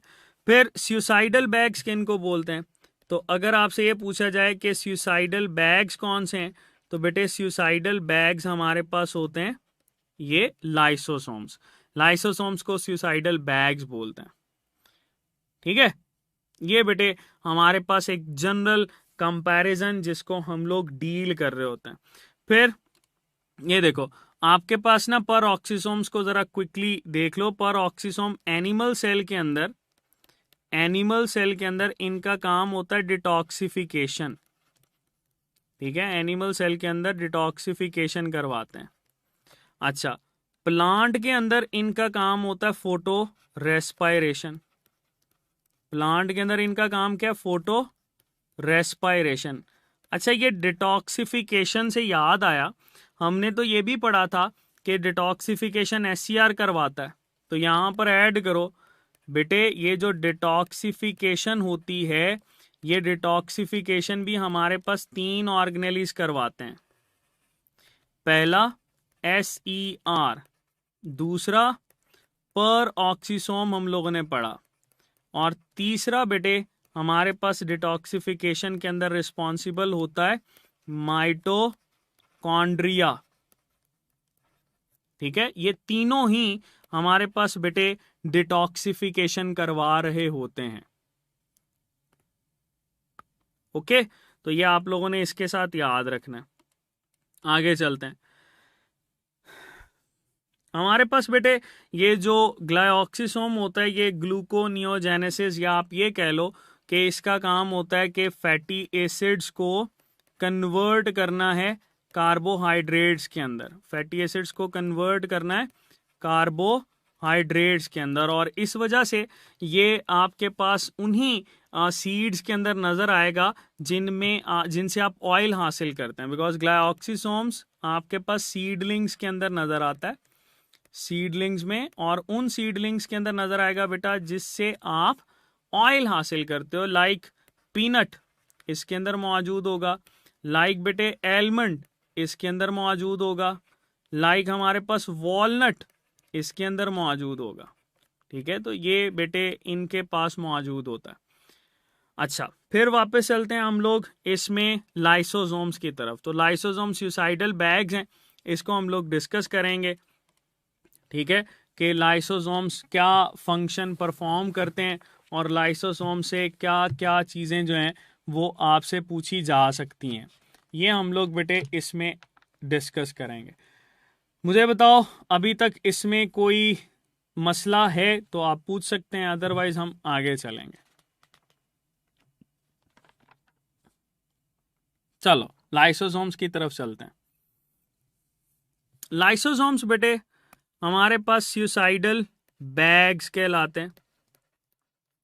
लाइसोसोम्स को हम क्या बोलते हैं? They are known as suicidal bags. ये सुसाइडल बैग्स हैं। अच्छा, सुसाइडल बैग्स तो हैं, साथ ही साथ बेटे हम इनको डस्टबिन ऑफ सेल भी बोलते हैं। They are also known as dustbin of cell. ठीक है, अगर आपसे ये पूछा जाए कि प्लांट सेल में लाइसोसोम नहीं होता तो फिर प्लांट सेल में फिर क्या होगा लाइसोसोम से मिमिक करता हुआ? तो बेटे फिर प्लांट सेल में आपके पास होगा वैक्यूल, लार्जर वैक्यूल जो होता है, ये हम लोग कहते हैं दैट मिमिक्स लाइसोसोम। ठीक है, तो प्लांट के पास चूंकि लाइसोसोम नहीं ना होता तो हमारे पास बेटे ये वैक्यूल ही एज अ लाइसोसोम एक्ट कर रहा होता है इसमें। ठीक है, अच्छा, इसमें कुछ और एक्स्ट्रा हैं, उसको भी शुरू में ही जरा देख लो कि लाइसोसोम के बारे में ना ये कंसीडर किया जाता है कि लाइसोसोम्स इनिशिएट करते हैं माइटोसिस। ठीक है, इनके बारे में ये कंसीडर किया जाता है कि दे इनिशिएट्स माइटोसिस। यही वो स्ट्रक्चर्स होते हैं जो कि माइटोसिस को इनिशिएट करते हैं। फिर इन्हीं में अगर आपसे ये पूछा जाए कि लाइसोसोम्स अगर नंबर में बहुत ज़्यादा हो जाएं या इनकी एक्टिविटी बहुत ज़्यादा हो जाए तो ये बेटे आर्थराइटिस कॉज करते हैं। ठीक है, आर्थराइटिस, इनकी ओवर एक्टिविटी आर्थराइटिस कॉज कर रही होती है। ओके, चलो आगे चलते हैं बेटे। हमारे पास एक एनिमल सेल बना लेते हैं। Suppose that we have an animal cell over here, और इस एनिमल सेल के अंदर ये सेंटर में न्यूक्लियस, और यहाँ पर हम बना लेते हैं दैट इज गोल्जी अपरेटस। ये गोल्जी वेजिकल डिस्कस करते हैं। ठीक है, चलो ये बेटे हमारे पास ये जो गोल्जी वेजिकल होता है, गोल्जी वेजिकल, ये गोल्जी वेजिकल आ गया। ठीक है, इस गोल्जी वेजिकल के अंदर आप लोगों ने चीजें याद रखनी है कि ये गोल्जी वेजिकल हमारे पास प्राइमरी लाइसोसोम कहलाता है। That is known as primary lysosome. क्यों प्राइमरी लाइसोसोम? बिकॉज इसके अंदर एंजाइम्स जो होते हैं वो इनएक्टिव होते हैं। एंजाइम्स क्या होते हैं? इनएक्टिव। अभी इन्होंने काम शुरू ही नहीं किया, ब्रेकडाउन स्टार्ट ही नहीं किया, इसी वजह से बेटे हम इनको क्या बोलते हैं? Primary lysosome. Primary lysosome inactive होता है, इसने ब्रेकडाउन स्टार्ट नहीं किया। ठीक है, अच्छा, सपोज हमारे पास ना यहां पर एक पड़ा हुआ है स्ट्रक्चर। चलो इस स्ट्रक्चर को जरा बेहतर बना लेते हैं, इसके साथ बनाते हैं। Suppose we have a structure over here जिसको माइटोकॉन्ड्रिया बोलते हैं, and that is almost worn out mitochondria. ये हमारे पास क्या हो गया? Worn out mitochondria. अगर इस वॉर्न आउट माइटोकॉन्ड्रिया की बात करें बेटा, तो आपके पास इस माइटोकॉन्ड्रिया के अराउंड ये प्राइमरी लाइसोसोम जाएगा, जाके बेटे अपने इस एंजाइम को एक्टिवेट करेगा। इस स्ट्रक्चर को हम लोग बोलते हैं phagosome. That will be refer to as phagosome. ये जो बेटे फैगोसोम होता है, इसी फैगोसोम को हम लोग सेकेंडरी लाइसोसोम बोलते हैं। That is refer to as secondary lysosome. ऊपर लिख लें इसको सेकेंडरी लाइसोसोम, बिकॉज इसने ब्रेकडाउन स्टार्ट कर दिया ना, तो तभी ये आपके पास सेकेंडरी लाइसोसोम कहलाएगा। इस फैगोसोम की कॉम्पोजिशन क्या होती है? तो जब भी आपसे बेटे कॉम्पोजिशन पूछी जाए तो आपने बताना है इसमें प्राइमरी लाइसोसोम है प्लस इसमें माइटोकॉन्ड्रिया। अब बेटे ये देखो, माइटोकॉन्ड्रिया इसके सेल का अपना हिस्सा है ना, तो अगर सेल का अपना हिस्सा है तो आप इस फैगोसोम के शुरू में लगा दोगे ऑटोफैगोसोम। ठीक है, ऑटोफैगोसोम उसको बोलते हैं जिसमें बेटे ये सेल के अपने ही हिस्से को क्या करे, डाइजेस्ट करना शुरू कर दे। जैसे वॉर्न आउट ये जो माइटोकॉन्ड्रियाज हैं इनको डाइजेस्ट करे। ठीक है, अच्छा अगर ऐसा है हमारे पास कि एक बेटे ये एंटिटी है, इस एंटिटी को ये इनगल्फ करता है, ठीक है, और इसमें ये प्लाज्मा मेम्ब्रेन जो है इसके अराउंड जो है वो बन जाती है। ठीक है, that there is plasma membrane, इसको हम लोग बोलते हैं फूड वैक्यूल। ठीक है, अगर यही बेटे लाइसोसोम जो है ये इस फूड वैक्यूल के अराउंड जाके सिक्रीशन करता है, तो अभी भी हम इसको क्या बोलेंगे, फैगोसोम बोलेंगे। ठीक है, that is refer to as phagosome. अब इस फैगोसोम की कॉम्पोजिशन क्या होगी बताओ जरा? इसकी कॉम्पोजिशन होगी प्राइमरी लाइसोसोम जिसने अपने एंजाइम दिए, प्लस इसके अंदर बेटे फूड वैक्यूल। तो primary lysosome plus food vacuole ये दोनों मिलकर आपके पास फैगोसोम बना रहे हैं। क्या फूड वैक्यूल इसका अपना हिस्सा है? नहीं है, इसने बाहर से लिया है। तो बेटे इस वजह से हम इसके साथ टर्म यूज करते हैं हेटीरो। तो ये बन जाएगा हेटीरोफैगोसोम। फैगोसोम आपके पास सेकेंडरी लाइसोसोम तो है, लेकिन ऑटो और हेटीरोफैगोसोम बहुत जरूरी होता है बेटा, क्योंकि इसी से ही आपके पास ये डिफरेंशिएट करते हैं हम लोग। ठीक है, चलो अच्छा, इसके अलावा बेटे ये प्राइमरी लाइसोसोम क्या करता है, ये आपके पास इस सेल से बाहर भी आ सकता है, यानी सेल से बाहर आके इसने सिक्रीशन कर दी। अगर ये सेल से बाहर सिक्रीशन कर रहा है तो बेटे हम यहां पर कहते हैं कि इसकी सिक्रीशन को मोस्टली जूसेस लेबल कर रहे होते हैं, या आपने कभी पढ़ा हो सलाइवा, तो उसमें भी यही होता है। गैस्ट्रिक जूस उसमें भी यही होता है। पैंक्रियाटिक जूस उसमें भी यही होता है। तो बेटे ये आपके पास सेल से बाहर आके अगर डाइजेशन करेगा तो इस डाइजेशन को हम लोग बोलते हैं extra cellular digestion. That will be refer to as extra cellular digestion. Cell से बाहर आकर डाइजेशन कर रहा है, और अगर ये सेल के अंदर बेटे डाइजेशन करता है, जैसे ये फूड वैक्यूल की और ये माइटोकॉन्ड्रिया की, तब हम इसको क्या बोलेंगे, that will be refer to as intra cellular digestion. तो ये एक्स्ट्रा सेल्यूलर डाइजेशन और इंट्रा सेल्यूलर डाइजेशन, ये बेटे दोनों तरह की डाइजेशन करवाना इसका काम होता है। ठीक है, इंट्रा सेल्यूलर डाइजेशन भी करवाता है और एक्स्ट्रा सेल्यूलर डाइजेशन भी करवाता है। फिर अगर ये हमारे पास ये लाइसोसोम जो है इससे बाहर निकले, बाहर निकल के बेटे अपने ही सेल के ऊपर एक्ट करे, ब्रेक डाउन कर दे, तो इसको हम लोग बोलते हैं autolysis. That will be refer to as autolysis. इस ऑटोलाइसिस के अंदर आप देखो डेवलपमेंट के दौरान हमारी बॉडी से टेल रिमूवल होती है, ठीक है, वो भी ऐसे ही हो रही होती है। फिर आप लोग देखो फिंगर्स के दरमियान स्पेसेस होती है, फिंगर्स के दरमियान जो स्पेस बनती है ना, वो भी इसी से ही बन रही होती है, ऑटोलाइसिस ही होती है। ठीक है, तो ऑटोलाइसिस करवाना भी इसी का ही बेटे काम होता है। ओके, तो ये बात बेटे आपने इसके लिए याद रखनी है। फिर हम यहीं पर आपके पास पूछते हैं कि अगर ये आपके पास बेटे सेल से बाहर निकलता है, अगर ये सेल से बाहर निकलता है और स्पेशलाइज्ड फॉर्म में आ जाता है, क्या कोई ऐसा पॉसिबल है? बिल्कुल पॉसिबल है। आप लोगों ने स्पर्म्स पढ़े होंगे, ठीक है, और इन स्पर्म्स के अंदर बेटे ये हमारे पास आ गया न्यूक्लियस। इन स्पर्म्स के हेड पे आप लोगों ने पढ़ा एक्रोसोम। क्या पढ़ा बेटे?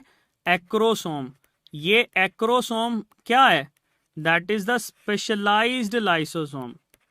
ये हमारे पास स्पेशलाइज्ड लाइसोसोम होता है बेटे। इसी स्पेशलाइज्ड लाइसोसोम ने जाके आपके पास बेटे जो ओवा होता है उसको थोड़ा सा डाइजेस्ट करता है, फिर उसके साथ फ्यूजन स्टार्ट करवा रहा होता है, ठीक है जी। फिर हम इसमें लाइसोसोम के साथ एक और चीज भी ऐड करते हैं। यही लाइसोसोम जो है ये आपसे पूछा जाए किन सेल्स के अंदर ज्यादा होते हैं, तो बेटे आप बताओगे कि ये लाइसोसोम ज्यादा होते हैं हमारे पास मोनोसाइट्स के अंदर। मोनोसाइट्स, तभी तो ये मोनोसाइट्स आपके पास बेटे मैक्रोफेजिस कहलाते हैं, ठीक है, मैक्रोफेजिस, जो कि फैगोसिटिक एक्टिविटी परफॉर्म करता है। फिर ये आपको न्यूट्रोफिल्स के अंदर भी नजर आते हैं। इन न्यूट्रोफिल्स के अंदर बेटे आपको माइक्रोफेजिस बोलते हैं, बिकॉज ये छोटे छोटे जो पार्टिकल होते हैं उनको डाइजेस्ट करते हैं, तो ये भी फैगोसिटिक एक्टिविटी होती है। सो आपके पास बेटे अगर पूछा जाए मोनोसाइट न्यूट्रोफिल्स, तो इनके अंदर नंबर ऑफ लाइसोसोम हमारे पास ज्यादा होते हैं जो कि बेटे फैगोसिटिक एक्टिविटी परफॉर्म करते हैं, ठीक है। अच्छा, फिर लास्ट पे इस पे हम लोग ऐड करेंगे स्टोरेज डिजीजेस, ठीक है, स्टोरेज डिजीजेस। अगर आपके पास बेटे इसके कुछ एंजाइम्स प्रॉपरली काम नहीं ना कर रहे, then it will cause storage diseases. इन स्टोरेज डिजीजेस के अंदर दो डिसऑर्डर्स हम लोग डील करते हैं। एक होता है टे-सैक्स डिजीज, दैट इज टे-सैक्स डिजीज। इस टे-सैक्स डिजीज को ना बेटे हम लोग लीथल म्यूटेशन भी बोलते हैं, दैट इज लीथल म्यूटेशन। इसके अंदर होता क्या है? इसके अंदर बेटे जो लिपिड होता है वो ज्यादा हो जाता है, क्योंकि उसको ब्रेक करने के लिए एंजाइम नहीं है, और ये ज्यादातर ब्रेन के अंदर होता है, तो ब्रेन की फंक्शनिंग बेटे आपके पास कम हो जाती है, ठीक है। That can lead to mental retardation, और अल्टीमेटली इसके अंदर ना डेथ होनी होती है। इस वजह से हम बेटे इसको लीथल म्यूटेशन बोलते हैं। ऐसी म्यूटेशंस जो कि अल्टीमेटली लीड टू डेथ, उनको लीथल म्यूटेशन बोला जाता है। फिर दूसरा आपको यहां पर नजर आएगी ग्लाइकोजिनोसिस टाइप 2। ये जो बेटे ग्लाइकोजिनोसिस टाइप 2 है, इसके अंदर क्या होता है? इसके अंदर बेटे हमें ग्लाइकोजन का लेवल जो है वो इंक्रीज नजर आता है। ग्लाइकोजन का लेवल क्या हो जाता है?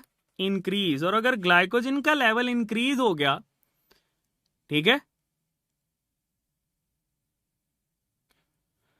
ग्लाइकोजन का लेवल इंक्रीज हो गया, तो इसका मतलब जहां जहां ग्लाइकोजन रिक्वायर्ड है वहीं वहीं बेटे आपके पास ये अच्छी खासी मिकदार के अंदर नजर आएगा। और ये आपको मसल सेल के अंदर, और यही बेटे आपको लीवर सेल के अंदर ज्यादा नजर आता है, ठीक है। अच्छा, पॉम्पे डिजीज क्या होती है?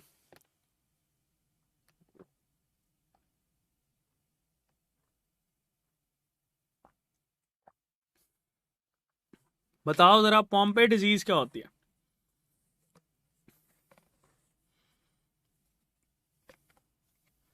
बिल्कुल, जो ग्लाइकोजिनोसिस टाइप 2 होती है ना, उसी को ही हम लोग पॉम्पे डिजीज बोलते हैं, ठीक है जी। ये था स्टूडेंट्स आज का हमारा लेक्चर, जिसमें हम लोगों ने ये लाइसोसोम को डिस्कस किया, फिर हम लोगों ने गोल्जी अपरेटस, एंडोप्लाज्मिक रेटिकुलम और सेल वॉल को डील किया।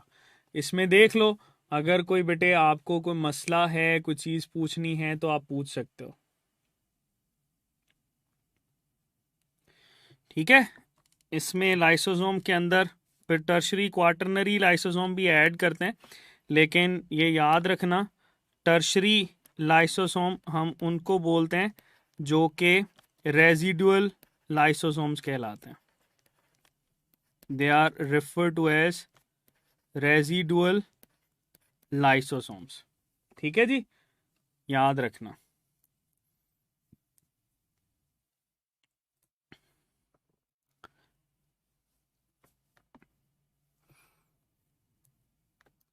जी बेटे, you got just last 5 minutes. If you have any question तो आप पूछ सकते हैं.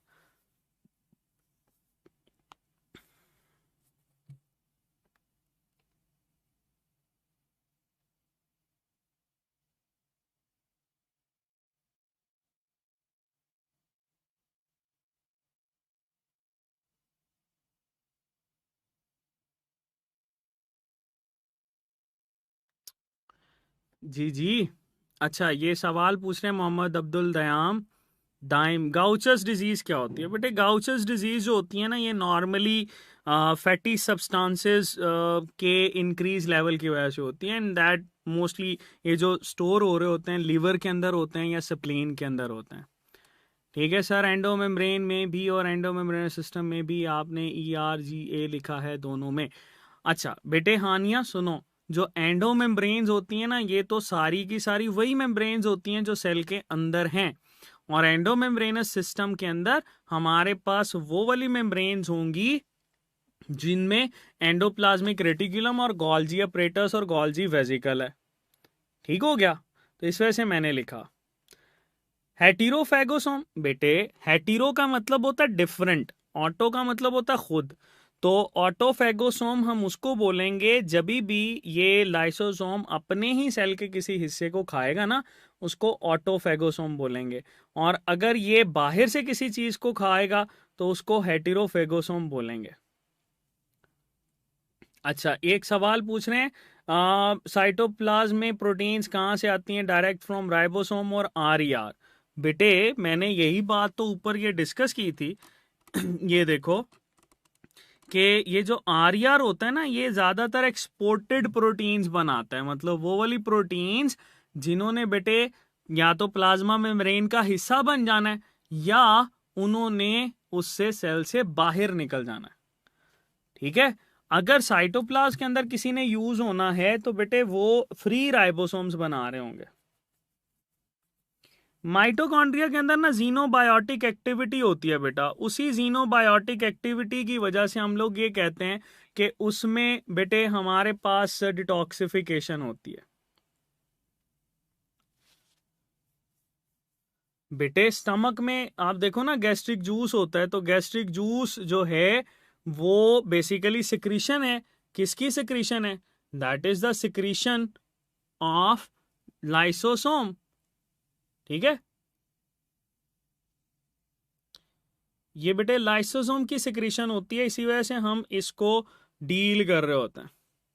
ठीक है? ये बात याद रखना.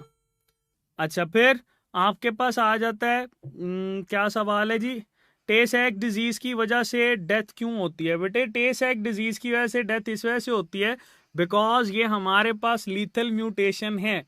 तो लीथल म्यूटेशन जो होती है ये आपके पास बेटे डेथ कॉज कर रही होती है. इसमें कोई इतनी ज्यादा देर तक जो है ना वो सर्वाइवल नहीं होता.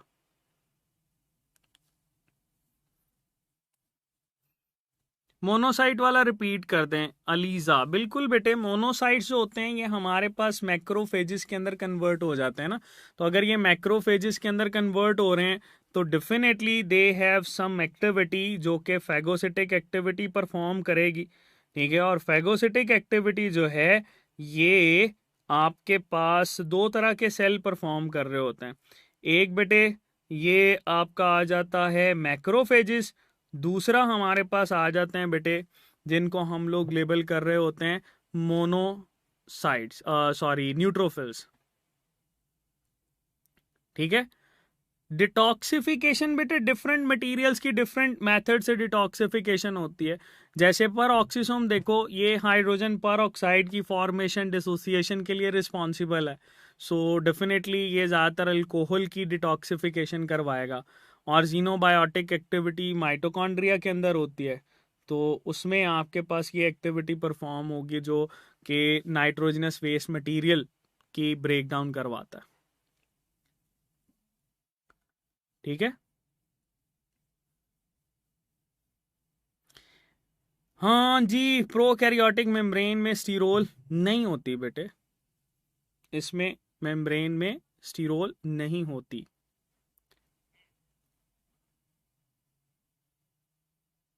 ऑटोलाइसिस और ऑटोफेगी में डिफरेंस क्या है बेटे? ऑटोलाइसिस होता है अपने ही सेल को तोड़ना, और आपका सेल तभी टूटता है जब प्लाज्मा मेम्ब्रेन रप्चर होती है। ऑटोफेगी होती है कि आपने किसी स्ट्रक्चर को खा जाना, जैसे माइटोकॉन्ड्रिया। ठीक है, ओके ओके जी बेटे, अल्लाह हाफिज। That is all from today.